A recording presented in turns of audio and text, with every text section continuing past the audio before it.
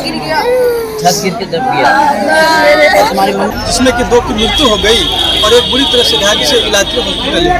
जी 3 मजदूर इसके चपेट में आ गया और 2 का जो है घटनास्थल पर ही मौत हो गया, एक गंभीर हालात में है। नमस्कार, मैं फखरुद्दीन, आप देख रहे हैं वीडियो न्यूज़ 24। अभी हम मौजूद हैं आजमनगर प्रखंड के हरियाणा पंचायत स्थित, जहां पीरगंज स्कूल में प्राइमरी स्कूल है। यहाँ काम कर रहे मजदूर जो है 3 मजदूर जो है मलबे के अंदर जो दब गई थी, जो छत जो है इसको तोड़ने का काम कर रहा था।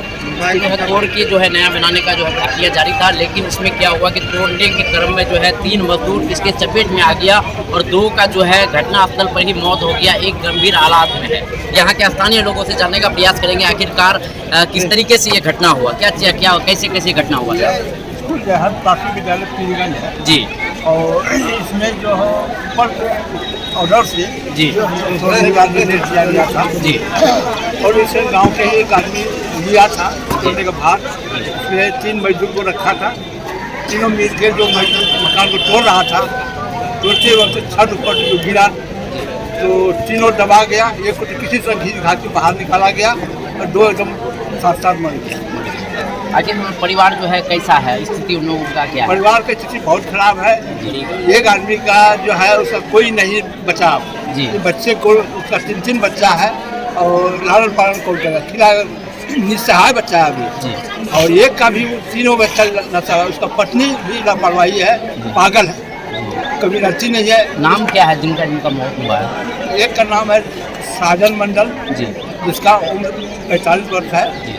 दूसरा सलमान मंडल, उसका उम्र है 40 वर्ष। और तीसरा जिसका हालात गंभीर है, उसका गंभीर भी हॉस्पिटल चला गया है जी।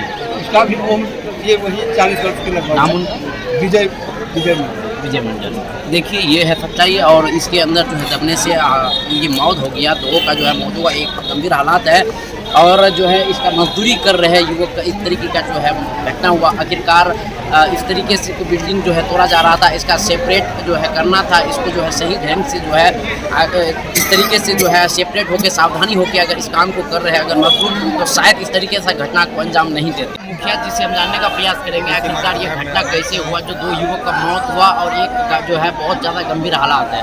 जी मुखिया जी, इसका कैसे क्या हुआ? जी, ये नीलामी हुई थी स्कूल के तहत जी, और पुरानी भवन थी, बहुत पुराना, और उसमें 3 मजदूर भवन को तोड़ रहे थे, जिसमें तीनों छत के नीचे दबा गए, जिसमें कि 2 की मृत्यु हो गई और एक बुरी तरह से घायल से इलाज के हॉस्पिटल ले गए। जी। तो इसका जो परिवार का स्थिति क्या है? परिवार बहुत गरीब है, मजदूर है ये लोग, और परिवार में अब कोई कमाने वाला इसका रहा नहीं। जी, अब इन लोगों का क्या निर्णय लिया जाएगा? जी, मैं बिहार सरकार और शिक्षा मंत्री से मांग करना चाहता हूँ इनके जितना शीघ्र हो मुआवजा देने की कृपा करें।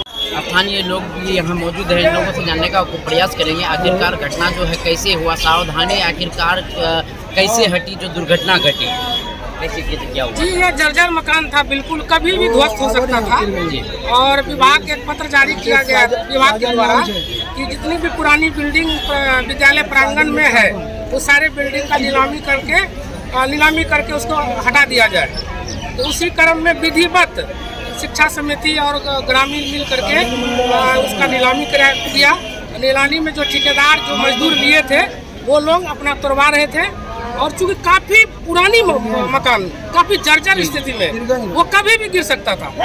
लेकिन आज ही होना था उन मजदूरों के साथ जो काफ़ी गरीब मजदूर है, और वो एक पार्ट तोड़ दिया था छत का, दूसरा पार्ट तोड़ने के क्रम में अचानक छत दब गया। दबने के कारण 3 मजदूर दब गए।